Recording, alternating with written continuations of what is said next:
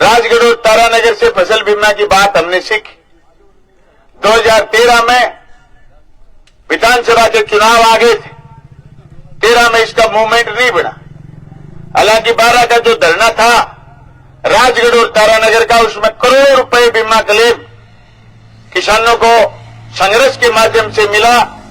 उस समय बीमा मिलने का सिस्टम होता था, मौसम संदर्भ केंद्र से बीमा का निर्धारण होता था।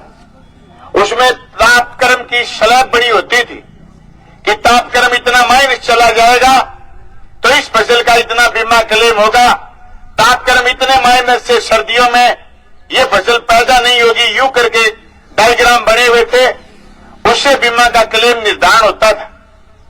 उसके बाद 2016 में प्रधानमंत्री फसल बीमा योजना मोदी जी ने नाम शुरू करके शुरू करी, लेकिन ये जो पैटर्न क्रॉप कटिंग का है ये 2014 में ही मौसम संदर्भ केंद्र की बजाय क्रॉप कटिंग हो गया था। प्रधानमंत्री फसल बीमा योजना में नया सिर्फ नाम था।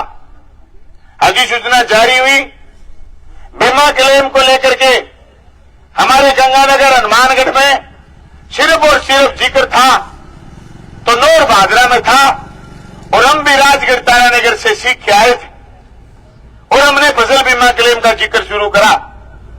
मुझे याद है 2016 का बीमा क्लेम 2017 में लड़े, 2018 में 89 दिन धरने पर रहे तो हमारा कोई करीब 80-82 करोड़ रुपए बीमा क्लेम हमारी तहसील का 2016 का आया। उसके बाद 2017 में कर्ज माफी की बात को लेकर के किसान सभा का पूरे राजस्थान में आंदोलन चल रहा था। उस आंदोलन में क्षेत्रीय मांग भी जुड़ी हुई थी। हमने भी हमारी मांग फसल बीमा क्लेम को प्राथमिकता से रखा हुआ था। दोस्तों, उस आंदोलन में हमने जगह चुनी थी सती मंगेज और हम सावणी की फसल छोड़ा की जो बर्बादी हुई थी उसके लिए कई गांवों में नौर में और भादरा में जल से करके आए। फिर वो आंदोलन कर्ज माफी का 17 का हमने रामगढ़ की उप तहसील को चुना। रामगढ़ उप तहसील पर हमने बीच में सेंटर में किसानों का दिन और रात का धरना शुरू करा। वहां से किसान आंदोलन की कर्ज माफी की लड़ाई लड़ते लड़ते हमने साथ में बीमा के लिए भी वारण करा, बीमा के लिए भी ज्ञापन दिए। लेकिन हुआ यूं, 2017 की 3 बैंकों में फसल बीमा क्लेम के प्रीमियम जो पहले जमा होते हैं, जब प्रीमियम कटते हैं, वो बैंक ने गलत कंपनी को भेज दिए। जब बीमा देने की बारी आई तो बैंक पलटी मार गया और बैंक यूं बोला कि साहब हम तो प्रीमियम वापिस दे सकते हैं, बीमा का प्रीमियम तो हमने गलत कंपनी को भेज दिया।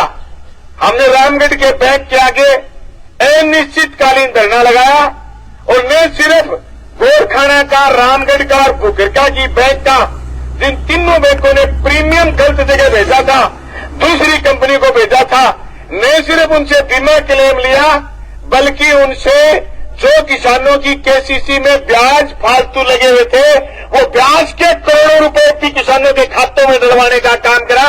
ये काम मैंने विधायक बनने से पहले भी करा, जब तक हम विधायक नहीं थे।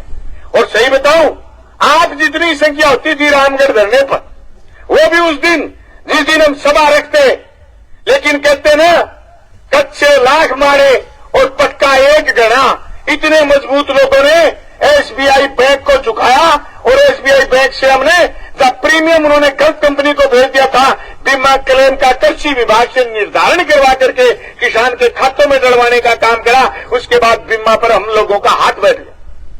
हम विधानसभा पहुंच गए। आपको याद होगा 2018 की दिसंबर में हम एमएलए जीते। पहला बीमा मेरे समय में निर्धारण होना था 2018-19 का रबी का बीमा। वहां से बीमा की 7 पारी